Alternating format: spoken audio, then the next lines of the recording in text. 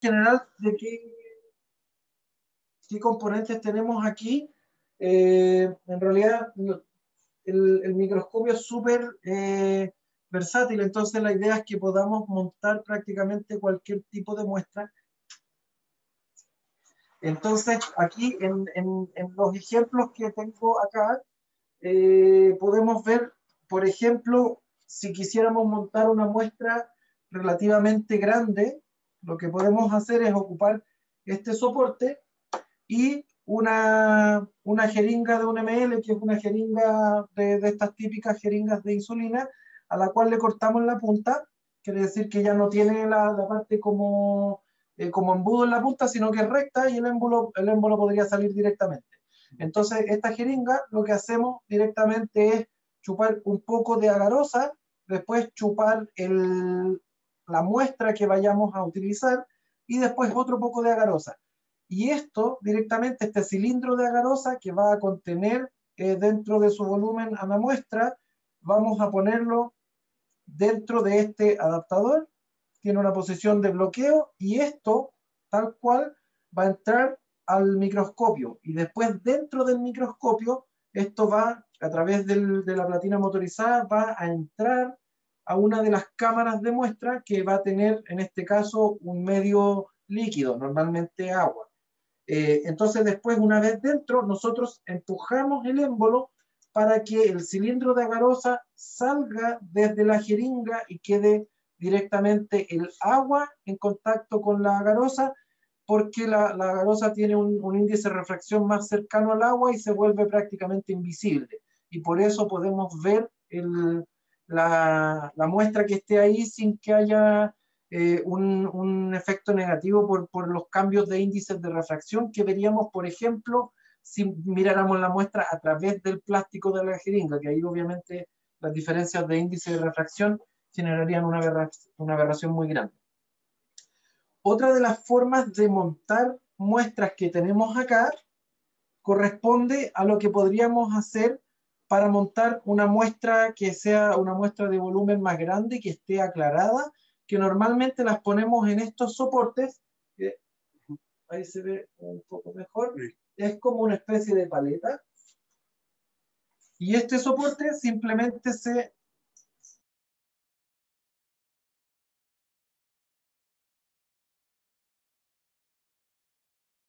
bloqueado, y esto se pone después, bueno, hay que hacerlo de hecho antes de ponerlo acá. Soltarlo. Lo ponemos en este otro soporte y luego lo fijamos acá.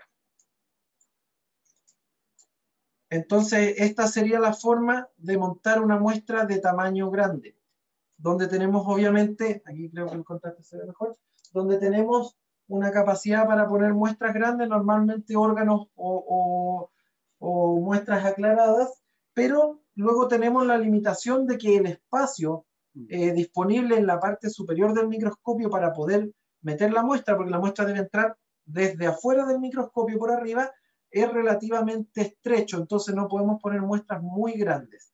Y ahí es donde entra la otra opción de montaje de muestra, que es con un sistema un poco más inteligente, un poco más moderno, donde tenemos un soporte relativamente similar. Tenemos esta opción y aquí lo que vemos en la parte de arriba, esta T metálica, es la parte que va a sustentar el resto. Lo que está acá abajo podría ser esto, podría ser otro de los soportes que tenemos de otras formas, o podría ser un modelo impreso en 3D. Prácticamente cualquier cosa que se pueda afirmar desde este tornillito arriba. La gracia de ocupar este sistema es que no estamos restringidos a la apertura en la parte superior del microscopio, sino que esto directamente se pone en la cámara de muestra y esto se mete dentro del microscopio. La cámara de muestra tiene acá en la parte superior una pequeña muesca a ambos lados donde directamente colgamos la muestra ahí, y esto lo metemos dentro del microscopio, y después lo que hacemos es que desde la parte superior del microscopio ponemos este otro dispositivo que le llamamos Smart Sample Holder, y este dispositivo tiene aquí, a ver si se ve, una especie de gancho que podemos cerrar. Entonces, este gancho lo que hace el microscopio es que de forma completamente automática lo dirige hasta esta posición y vamos a, aquí no es tan fácil hacerlo a mano, lo engancha y lo levanta directamente y después nosotros con este bloqueo de acá arriba lo dejamos bloqueado en posición y después tenemos libertad para moverlo de forma motorizada y después la fase final es la liberación de esto, que es el mismo proceso anterior a la inversa, y esto simplemente sale por la parte superior del microscopio. Entonces, en ese caso, la limitación de espacio que tenemos para poner muestras de gran tamaño es directamente el tamaño interno de la cámara de montaje de la muestra, que es todo este volumen que vemos acá adentro, y tenemos dos cámaras de distinto tamaño. Acá tenemos esta que indica aquí en el frente unos números que son directamente el rango de índices de refracción de los líquidos que puede contener, que son los medios que se ocupan para ver las muestras aclaradas, que tienen que tener un índice de refracción específico, que tiene que coincidir o acercarse lo más posible al índice de refracción resultante de la muestra aclarada, para que cuando la muestra esté sumergida en este medio, se vuelva más o menos invisible y no hayan artefactos y aberraciones. Y para este tenemos dos cámaras distintas. Si ven, hay una cámara un poco más pequeña que es esta, que es la cámara que permite ver con objetivos de inmersión, donde el objetivo entra por la parte posterior de la cámara y queda dentro, en contacto con el medio en el cual está la muestra, y de esa forma podemos ver una muestra con una resolución mucho más alta, pero obviamente tenemos un espacio interior disponible un poco más restringido. La otra cámara que sirve para muestras aclaradas es esta cámara más grande, que tiene ventanas de vidrio en sus cuatro caras, y esta está orientada para ser observada con el objetivo de menor aumento, que es un objetivo 5, que no queda dentro de la cámara, sino que es un objetivo seco, como lo mencionamos, es un objetivo sin inmersión. Estas son las formas de montar muestras aclaradas, y después tenemos otra cámara distinta, que si nosotros vemos acá en la parte frontal, tiene una indicación que dice N igual 1.33, que es el índice de refracción del agua. Por lo tanto, esta cámara está diseñada para llenarse con agua y observar muestras que están en un medio de índice de refracción cercano al agua, como es en este caso la agarosa donde vamos a montar estas muestras. Y esta cámara también tiene una apertura en la parte posterior, porque por ahí entra directamente el objetivo de observación, que en este caso es un objetivo de 20 de inmersión o de dipping en agua. Quiere decir que el objetivo queda dentro de esta cámara. Algo que podemos ver que cambia mucho en esta cámara con respecto a las otras dos es que también tenemos estos otros elementos externos que son para cuando tenemos control climático. En este caso tenemos estas dos mangueritas que se conectan por dentro del microscopio, que permiten recircular, en este caso, agua a baja temperatura para poder enfriar la cámara en el caso de que la muestra viva tenga requerimientos de temperatura que estén por debajo de la temperatura ambiental.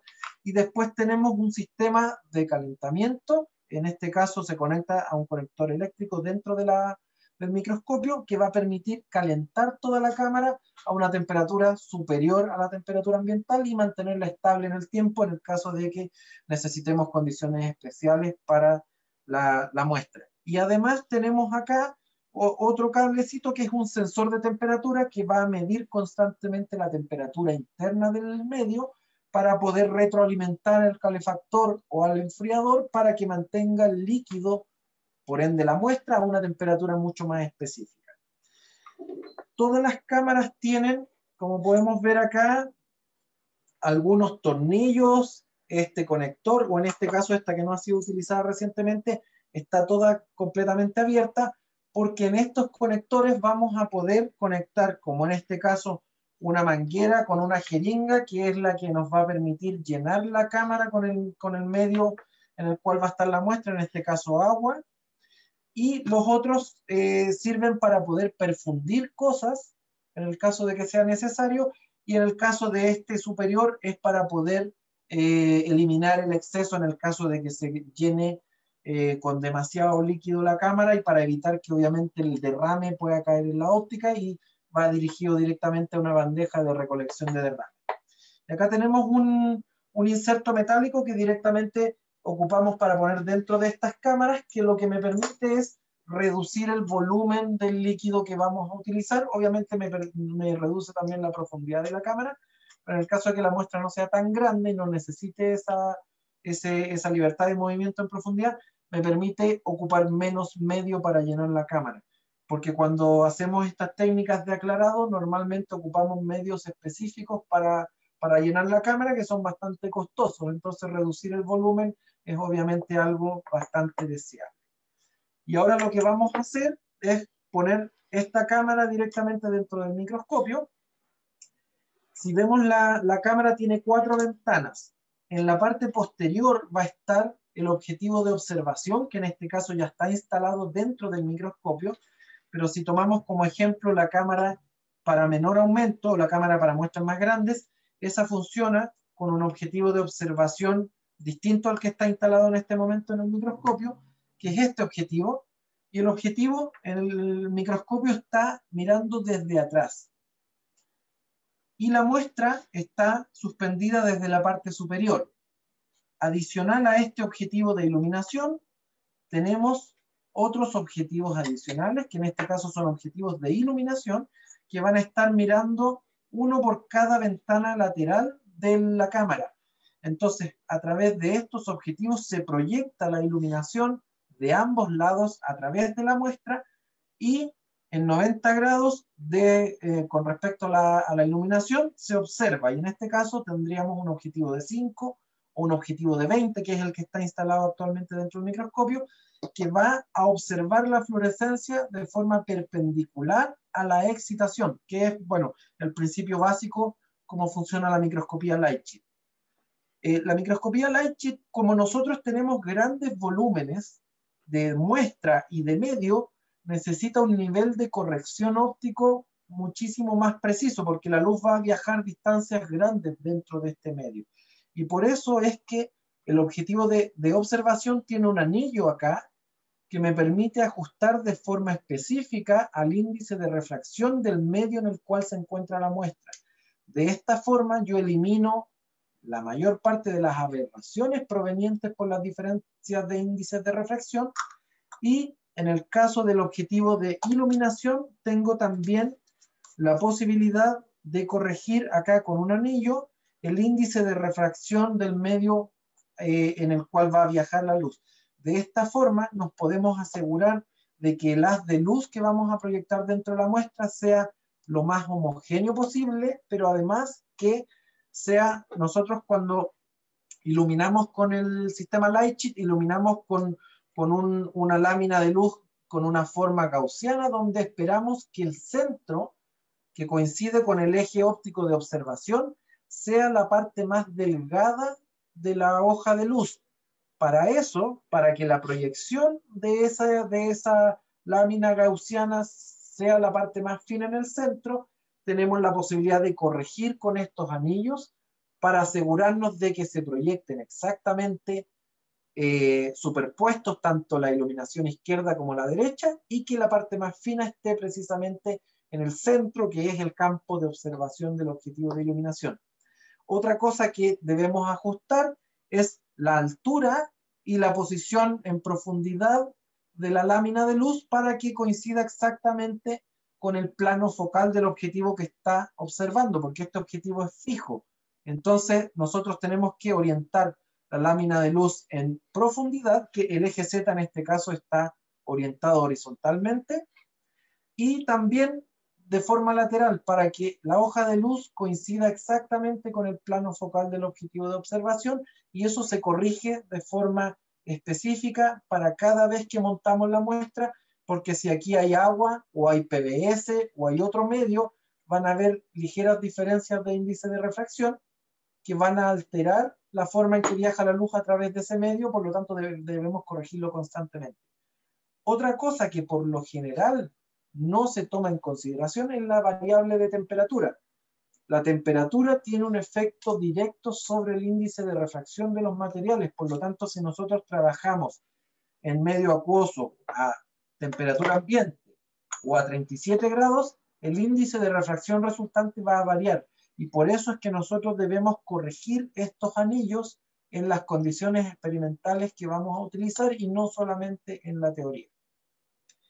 Entonces ahora lo que vamos a hacer nosotros es poder montar una muestra que ya está previamente montada dentro de un capilar de vidrio.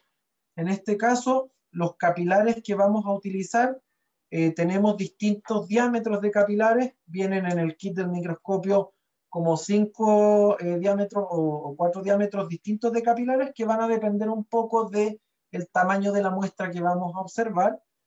Y el capilar también tiene otro elemento correspondiente, que es el émbolo que va a entrar dentro del capilar, que es el que nos permite chupar la muestra y poder empujarla después. Entonces nosotros tenemos que poner un capilar y un émbolo juntos. Con esto lo que vamos a hacer es chupar un poco de agarosa y de muestra dentro del capilar. Ese capilar luego debe ponerse dentro de este soporte. Vamos a sacarlo un poco.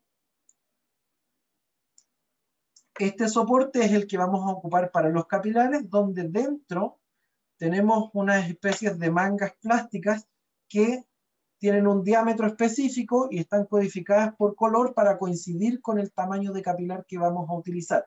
Por lo tanto, si vamos a poner muestras en el capilar negro, dentro de este dispositivo metálico tengo que poner 2 de estas mangas plásticas negras, porque hay otras de diámetros distintos para los capilares más grandes.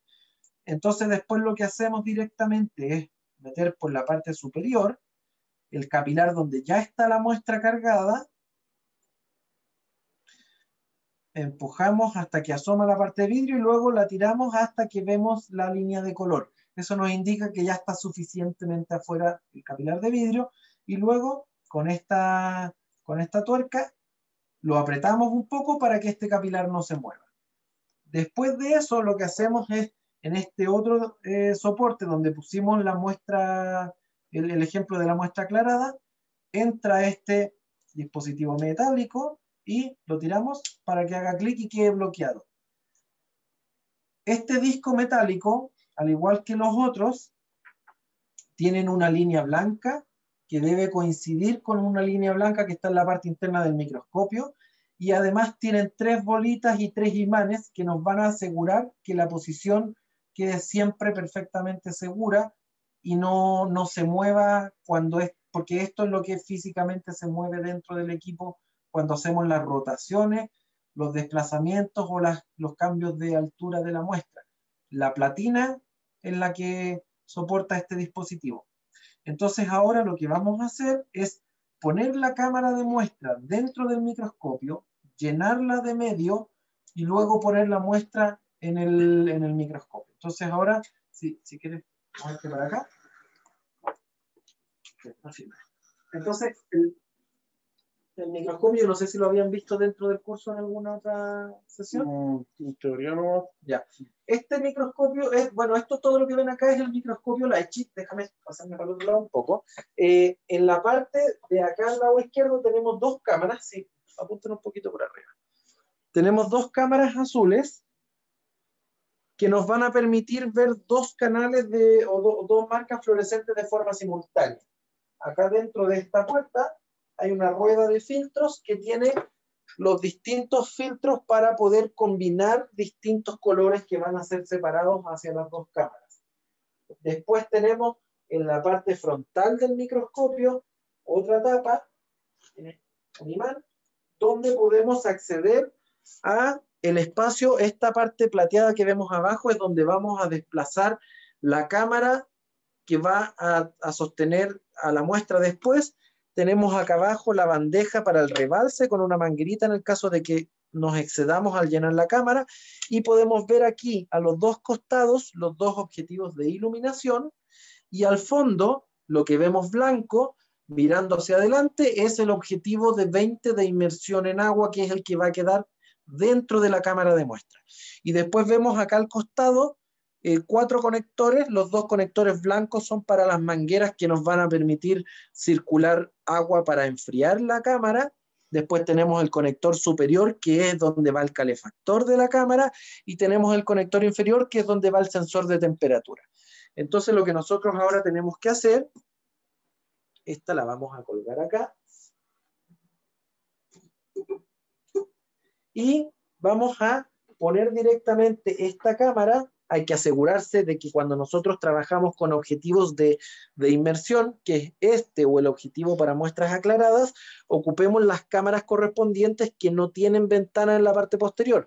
Si nosotros pusiéramos aquí la cámara que está destinada para el objetivo de 5, chocaríamos el objetivo y probablemente generaríamos un daño bastante grave. Entonces aquí lo que hacemos es simplemente empujar esta cámara hasta el tope, luego con este tornillo presionarla contra el objetivo que está en la parte posterior, porque si se acuerdan, esta cámara no tiene una ventana en la parte de atrás, entonces cuando la llenemos de líquido podría filtrarse por la parte posterior. Entonces lo que hacemos aquí es apretar la cámara contra el objetivo para que el o-ring de goma selle todo este sistema que va a contener a la muestra. Después conectamos acá el calefactor. Vamos a conectar las mangueras, estas da lo mismo el orden en que se conecten, las mangueras para el sistema de enfriado, y después esta podemos darle una vueltecita para que no nos estorbe mucho, el sensor de temperatura. Esto solamente es necesario en el caso en que ustedes vayan a trabajar con muestras que requieran control de temperatura. De lo contrario, estos conectores pueden no usarse. Obviamente vamos a eventualmente tener una alarma en el software que nos va a decir que el sensor de temperatura y el calefactor no están conectados, pero no es importante en el caso de que vayamos a ocupar una muestra en temperatura ambiente. Y ahora lo que vamos a hacer, lo voy a traer un poco para acá para que sea más claro, vamos a empezar a llenar la cámara. Entonces, si vemos acá en la ventana frontal, vamos a ver que va a empezar a llenarse la cámara de agua. Ahí viene el líquido. Entonces vemos que se empieza a llenar la cámara y lo que nos importa es que el agua sobrepase el límite en el cual está el lente frontal del objetivo que está al fondo. Entonces, el límite de agua no puede estar ahí porque obviamente el menisco del agua va a generar aberraciones y obviamente vamos a ver la superficie del agua y se va a reflejar luz. Entonces el agua tiene que quedar un poco por encima del objetivo de observación. Si nos excedemos, vamos a ver que va a empezar a gotear por este drenaje superior, que no es tan grave, pero obviamente hay que evitarlo. Y después lo que vamos a hacer es dirigir esta manguerita a través de este canal que está ahí y vamos a ver que nos permita cerrar la puerta. Porque el microscopio no funciona si no está la puerta cerrada, porque obviamente tiene varios sensores de seguridad, porque este equipo funciona con láseres para la excitación. Entonces, ahora que tenemos la cámara puesta y con agua, lo que vamos a hacer es abrir la parte superior del microscopio, donde podemos ver este disco plateado, que es lo que técnicamente en este microscopio es la platina, y vamos a ver que acá tenemos una línea blanca, que en este caso está apuntando hacia el lado derecho. La línea blanca va a quedar en la posición en que la dejaron la última vez que la utilizaron, no tiene que estar en una posición específica siempre. Y luego vamos a poder poner nuevamente la muestra acá, en el capilar que tiene en este caso un par de embriones de cebra, y vamos a poner esto directamente a través del agujero superior, lo más vertical posible, y luego la giramos hasta que coincide la línea blanca con la línea que estaba en la parte plateada abajo, y vemos que ahí hace como un clic y las patitas entran en unos agujeros y además queda sujeta de forma magnética. Entonces de esta forma nos aseguramos que la muestra está bien puesta y esta tapa la podemos cerrar. Entonces ahora todo el resto de lo que vamos a necesitar hacer lo hacemos directamente desde el software. Así que vamos a compartir pantalla. No sé,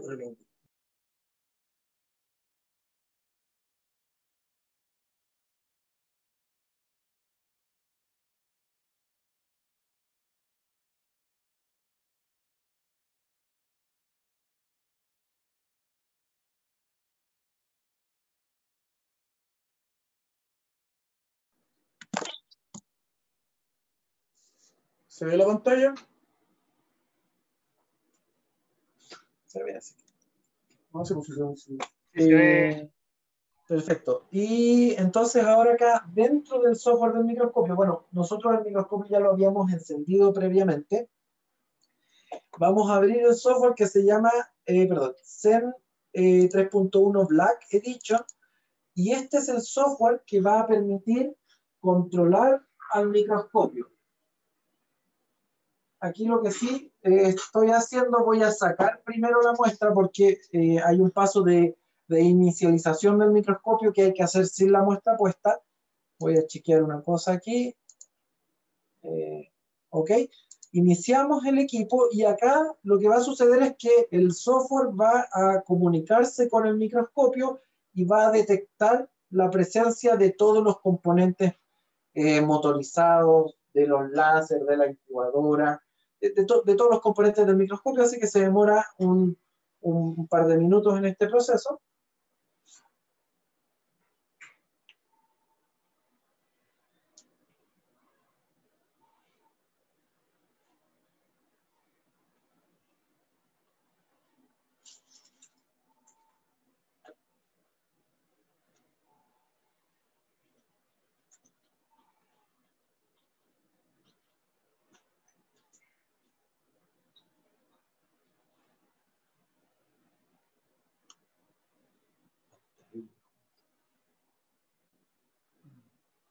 No salió una cola. No. Sí, la cola debe estar con la cabeza. Aquí, por ejemplo, me indica que remueva el sample holder, que es el disco metálico que sostiene la muestra. Le doy OK porque aquí lo que va a hacer es reinicializar la platina. Entonces es necesario que no haya absolutamente nada porque de lo contrario podría colisionar con algo y eso obviamente generaría alguna descalibración que podría generar grandes problemas.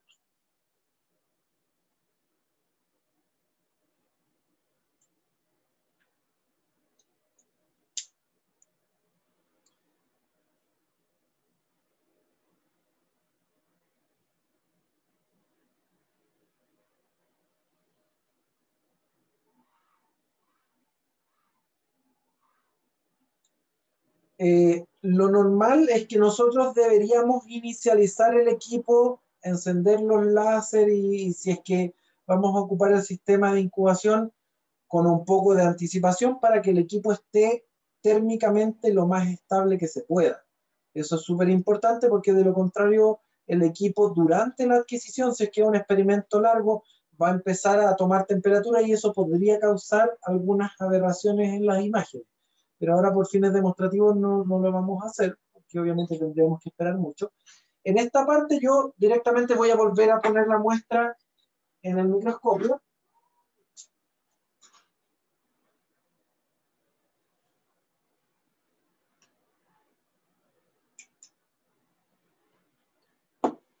Perfecto. Y ahora lo que voy a hacer es poner esto que dice Overview en el software. Y esto lo que me permite es encender una cámara que está en la puerta del microscopio.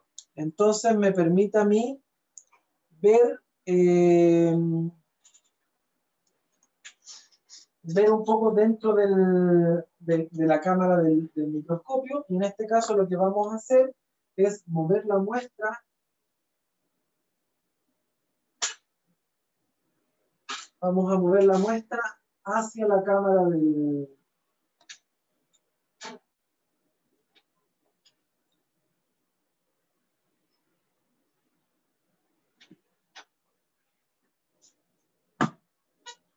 Ahí entonces lo podemos ver.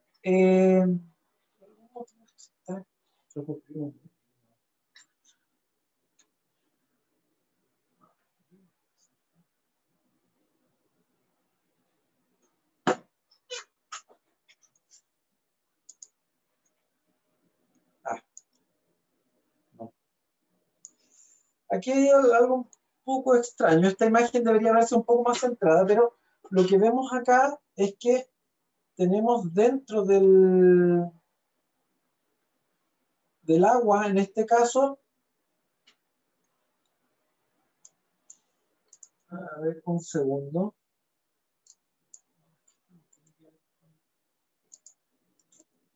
No sé por qué está corrido un poco, pero acá lo que vemos es la muestra, en este caso acá, el capilar de vidrio que contiene la muestra y el objetivo que está en la parte posterior. Entonces lo que buscamos acá nosotros es poder acercar la muestra hacia la parte donde la vamos a poder visualizar, pero que quede relativamente enfrente del objetivo del microscopio, pero no el vidrio, sino que el borde del vidrio que quede en la parte superior. Entonces después lo que nos vamos a hacer es ir al OK, y en este caso vamos a utilizar las cámaras del microscopio, no la cámara que está en la puerta, sino que la cámara interna del microscopio, y estamos mirando desde el objetivo. Y ahora lo que vamos a hacer es acercarnos un poco hacia el objetivo. Vamos a hacer un zoom hacia atrás para poder...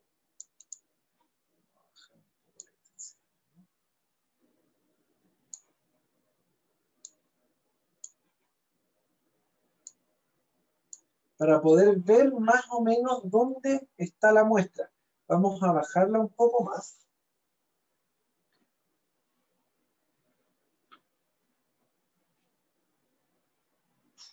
Debería aparecer.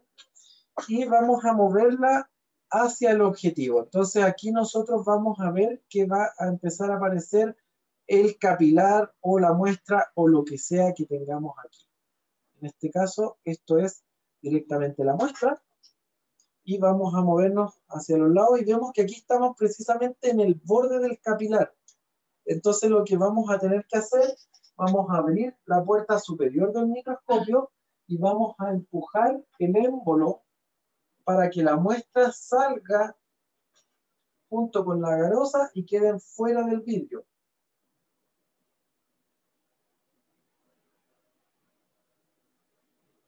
Vamos a sacar la primera muestra solamente, la segunda la vamos a dejar ahí. Entonces ahora, lo que me aseguro con esto es que voy a observar a la muestra, pero no voy a observar el capilar de vidrio. Entonces vamos a enfocarnos en esta parte, vamos a hacer foco, y acá, en este cubo que podemos ver acá al lado izquierdo del software, tenemos todas los ejes de movimiento del microscopio, que además están replicados en el joystick que está al lado del microscopio. Entonces yo, si muevo el eje Y, vemos que acá se desplaza la barrita que está en la Y, y además en el gráfico vemos que se mueve esto. Yo podría directamente moverlo con el mouse también, para hacerlo un poco más rápido. Después tengo el eje X, que es la línea roja o el plano rojo, que puedo mover directamente moviendo el gráfico, moviendo la barra que está acá, o con el joystick del mouse, del equipo.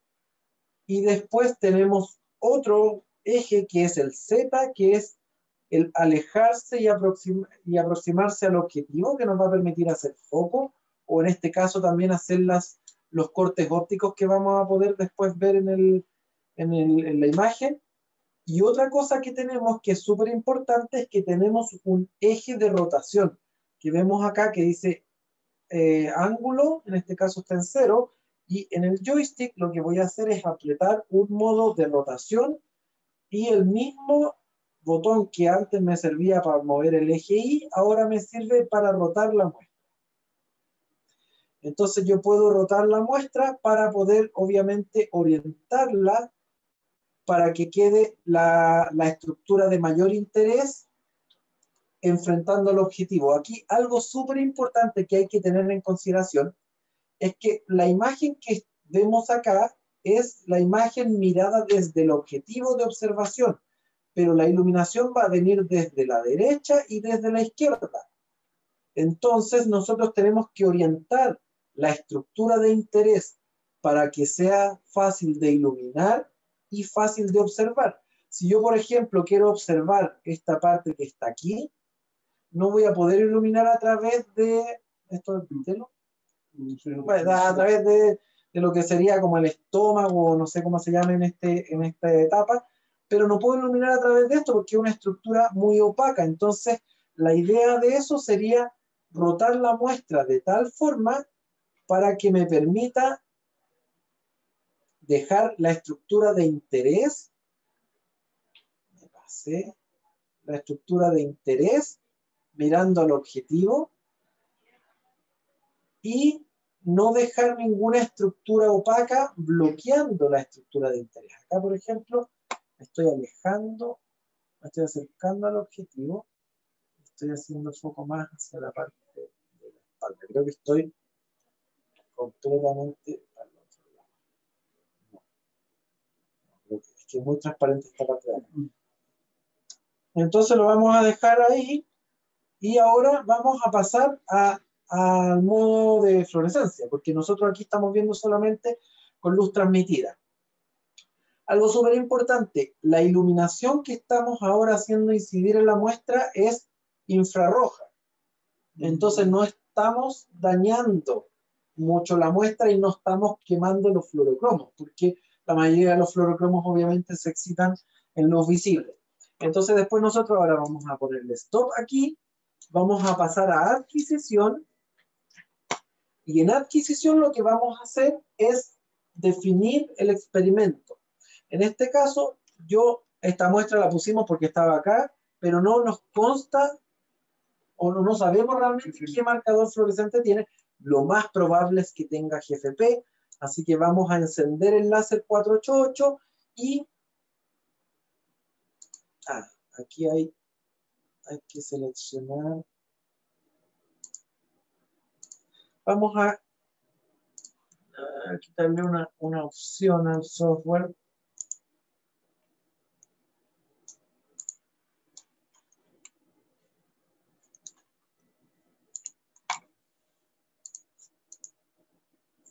Ahí sí. Porque este equipo, bueno, como produce grandes volúmenes de datos, es súper importante que la información se transfiera de forma inmediata al computador de análisis y no se guarde en el computador de adquisición, porque pesan muchísimo y después el tiempo necesario para procesar y mover los datos obviamente sería bloquear el equipo para poder transferir los datos. Entonces nosotros lo que hacemos acá es poner un destino automático de streaming, quiere decir que los documentos se guardan automáticamente en otro computador. Y ahora vamos a seleccionar acá qué configuración vamos a observar. En este caso tenemos el láser 488 habilitado. No sé, aquí algo cambiaron quizás en la configuración de streaming y el destino no está disponible. Pero había que iniciar algo acá, ¿no? Abrir el blue. Parece. No me acuerdo.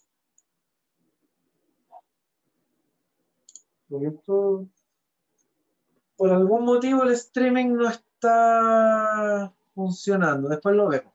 Entonces vemos acá el software, la cámara donde está la muestra, el objetivo de observación. Después acá tiene que ir la posición con un filtro de bloqueo de los láser para poder evitar que la reflexión del láser llegue a la cámara y solamente llegue la fluorescencia. Vamos a poner en el escritorio solamente las imágenes para evitar que nos salga este error. Entonces tenemos acá un láser que es el láser que bloquea la reflexión de los láser y después vamos a definir, en este caso como vamos a trabajar solamente con un color, vamos a poner un espejo y acá vamos a pasar directamente hacia la primera cámara que vamos a utilizar en este caso, la vamos a codificar de verde porque vamos a detectar la fluorescencia del GFP en esa cámara. Para partir, eso es más o menos lo que tenemos que definir y ahora vamos a escanear para ver si tenemos algo de señal. Entonces vemos directamente acá, ya estamos escaneando con el láser 488. Algo importante que tengan en consideración, este equipo es un equipo extremadamente sensible. Si vemos acá, tenemos señal fluorescente a pesar de que el láser está encendido solamente al 0,2% de su intensidad. Esa característica propia de la tecnología Lightsheet es la que nos permite poder hacer experimentos de tan largo aliento sin dañar la muestra, porque prácticamente no estamos excitando e igualmente tenemos una detección bastante eficiente. Entonces, en este caso, solamente para hacer un ejemplo súper rápido, vamos a definir que vamos a hacer un Z-stack. Vamos a escanear nuevamente. Vamos a ver acá las condiciones del experimento. Lo que vamos a hacer es ajustar un poco el zoom para no adquirir un área tan grande. Vamos a enfocarnos únicamente en la cabeza de esta muestra para no sacar tantas imágenes. Y otra cosa que vamos a hacer es activar un par de opciones acá, que vamos a hacer iluminación por los dos lados. Si nosotros vemos acá, estamos escaneando, si vemos acá, la imagen se ve relativamente bien o bien excitada en el lado izquierdo, pero prácticamente nada en el lado derecho. Y eso quiere decir porque estamos excitando con un solo lado. Y si vemos por el otro lado, el lado derecho, también tiene la misma característica. Y eso es porque la muestra es un poco densa aquí al medio y la luz que viene desde el lado derecho no es capaz de excitar eficientemente lo que está al lado izquierdo.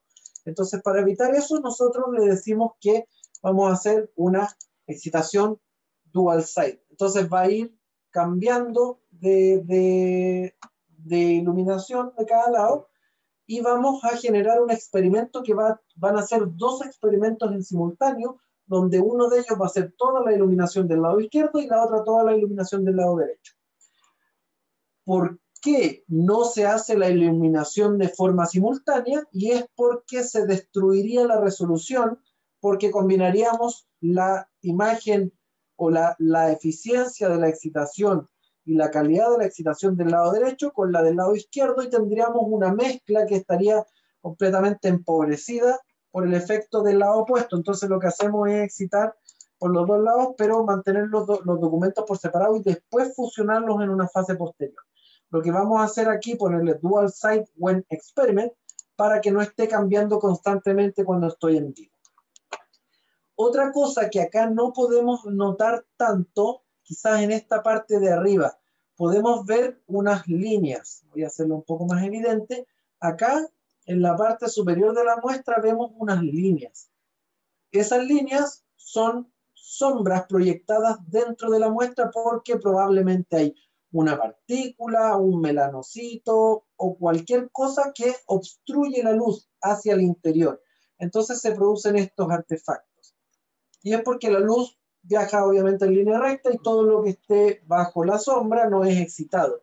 Tenemos otro elemento acá que se llama Pivot Scan, que nosotros cuando lo activamos vamos cambiando constantemente el ángulo de la iluminación y si ahora voy a Continuous, veo que desaparecieron las líneas y es porque al ir variando a una muy alta frecuencia el ángulo de iluminación, eliminamos las sombras.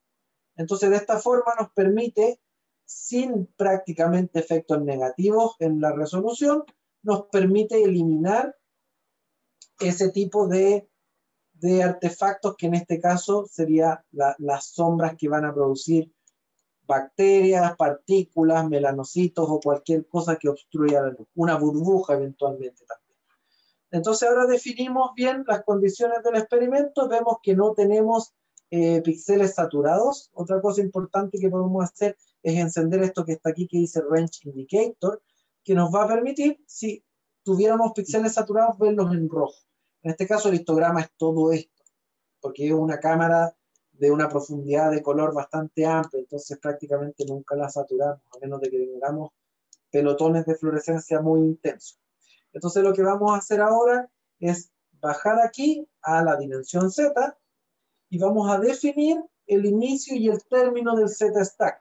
Entonces ahora movemos el eje Z hacia donde comienza la muestra. Para acá ya no nos vemos mucho porque obviamente estamos observando desde un lado y esa parte, que no sé si será dorsal o ventral, está en el extremo opuesto del objetivo de observación. Entonces prácticamente la luz que proviene desde allá no llega al objetivo. Así que vamos a partir por ahí y vamos a ir hacia el otro extremo que está más próximo al objetivo, donde obviamente tenemos mucha mejor sensibilidad, hasta por ahí. Entonces, si vemos ahora, tenemos un volumen de 219 cortes ópticos que si los vamos al óptimo, van a transformarse en 351 cortes ópticos separados a 0,6 micras cada uno.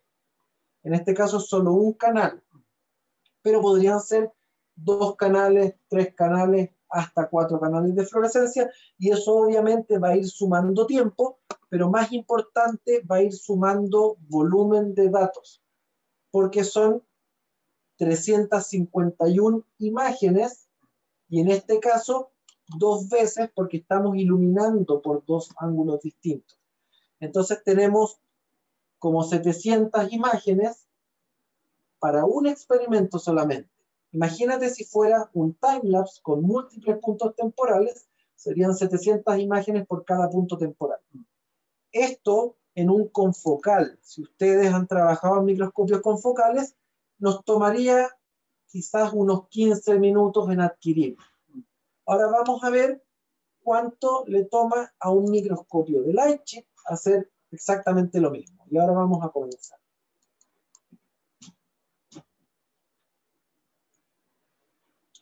No sé si ya terminó o no ha comenzado. Perdón, le puse Snap y no Star Experiment. Cuando nosotros tenemos múltiples dimensiones y no solo una imagen XY, no le damos a Snap, sino que le damos a Experiment, porque el experimento es el que engloba las dimensiones que están en estas otras opciones que están aquí. Un Z-Stack, un Timelapse, un multiposición, múltiples ángulos de observación. Todo eso, cuando tenemos mayor complejidad, que vemos acá dentro de lo que es multidimensional, si tenemos acá abajo parámetros, ya no es Snap, sino que es Star Experiment. Si le damos Start, ahora vamos a ver que está adquiriendo. Si calculamos el tiempo,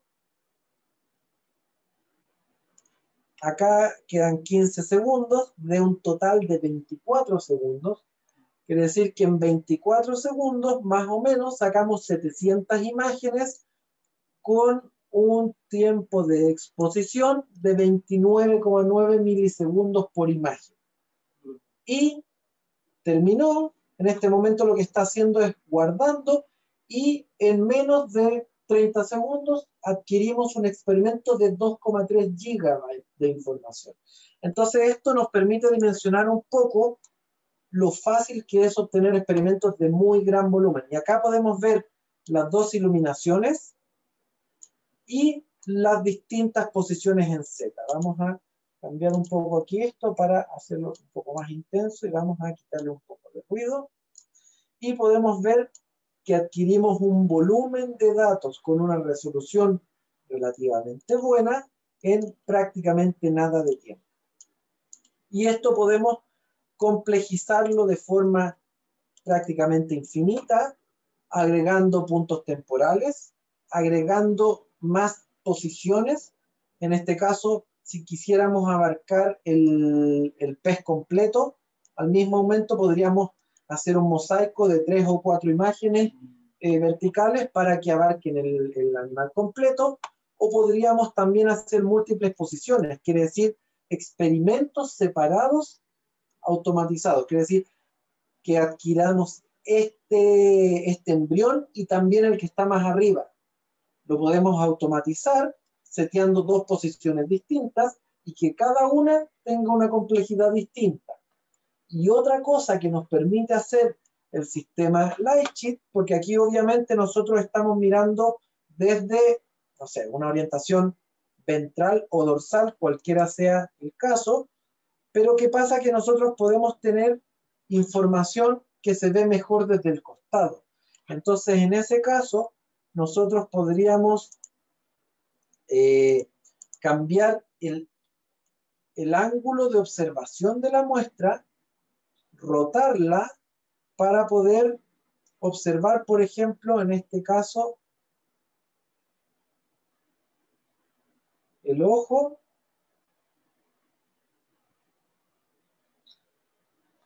Si quisiéramos observar el ojo desde el costado, podríamos verlo como desde otro ángulo. Entonces, si nosotros quisiéramos tener exactamente la información que obtuvimos en la adquisición que sacamos recién, pero además obtener esta visión lateral, podríamos después incrementar la complejidad y hacer un experimento multiview, donde nosotros vamos ahora acá a las dimensiones y ahora tenemos multiview, donde nosotros podemos agregar esta posición, la cual en este caso la tendríamos que generar de nuevo, la cual es un Z-stack por sí solo en un ángulo de observación, el cual podría combinarse con otro Z-stack desde otro ángulo de observación. Entonces podríamos en un solo experimento tener información que proviene de la observación lateral, que nos permite ver estructuras que en el otro caso estaban completamente oscuras, y también ver la observación que teníamos desde la parte superior o desde la parte ventral o como se llame. Entonces podemos complejizar esto de forma infinita y podemos después hacer multiview para múltiples grupos. Quiere decir que yo puedo agregar acá un grupo nuevo, por ejemplo, que podría ser un segundo embrión. Quiere decir múltiples ángulos de observación, múltiples canales, múltiples Z-stack para un embrión y lo mismo para un segundo embrión. Y lo mismo podría repetirse en múltiples puntos temporales. Entonces yo podría hacer un experimento multidimensional para múltiples muestras al mismo tiempo. Y eso me permite obviamente hacer experimentos de largo aliento sin necesidad de que tenga que esperarme un día completo para hacer la siguiente muestra y puedo tirarlas todas juntas. Entonces podemos llegar a niveles de complejidad extremadamente altos, pero aquí donde se vuelve un poco más complejo la administración de la información, porque si vimos que un Z-stack pesa 2 GB, el mismo Z-stack de 2 canales va a pesar 4 GB. Si además de eso lo hacemos en 2 ángulos de observación distintos, va a pesar 8 GB. Y si hacemos 2 puntos temporales, va a pesar 16 GB. Y así vamos multiplicando hasta niveles casi inmanejables. Entonces es súper importante tomar en consideración esa complejidad. Obviamente el software después nos permite comprimir la información, nos permite, por ejemplo, fusionar los dos ángulos de iluminación o los dos lados de iluminación en una sola imagen y reducir a la mitad los datos y después fusionar los distintos ángulos de observación en un solo experimento 3D. Entonces nos permite después recortar la información para hacerla un poco más manejable. Pero en el momento de la adquisición va a ser un experimento extremadamente grande. Entonces hay que tomar eso en consideración para no generar documentos más grandes a la capacidad de procesamiento de los computadores que tienen, porque de lo contrario va a ser imposible de procesar de esto. No sé si tienen alguna duda o algo en particular que quisieran que detalláramos. ¿Alguien quiere hacer una pregunta?